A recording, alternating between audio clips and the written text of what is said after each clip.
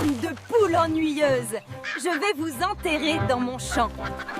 Le soleil du matin se levait lentement, au-dessus des collines verdoyantes, peignant le ciel de lumière dorée. Les oiseaux chantaient dans les palmiers, et le village s'éveillait au son des cocoricos et des rires d'enfants. Au cœur du village se dressait une petite maison en terre battue, coiffée d'un toit de chaume.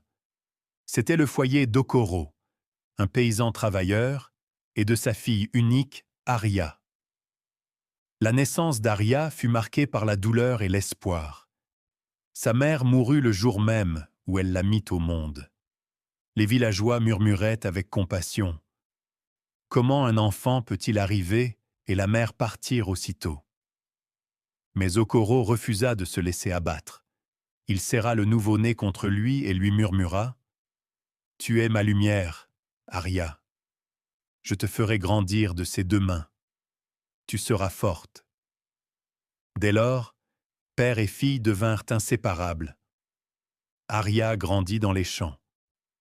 Trop petite pour manier la houe au début, elle suivait son père en portant de petites calebasses d'eau, chantant à tue-tête des chansons qu'elle inventait pour alléger le cœur de son père. Père, l'igname poussera, le maïs lèvera, notre champ brillera sous le grand ciel.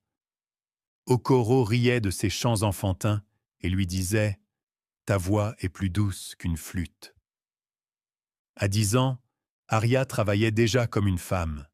Elle sarclait, plantait, ramassait du bois et cuisinait sans jamais se plaindre.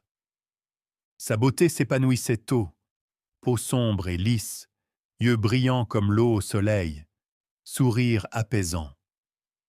Les garçons du village l'avaient remarqué. Certains passaient près des champs en feignant de chercher des chèvres, juste pour la saluer. D'autres l'attendaient au bord du fleuve lorsqu'elle venait puiser de l'eau. Aria se contentait de rire et de s'éloigner. À 21 ans, les prétendants commencèrent à affluer chez Okoro. Certains apportaient du vin de palme, d'autres des sacs d'igname ou de la cola.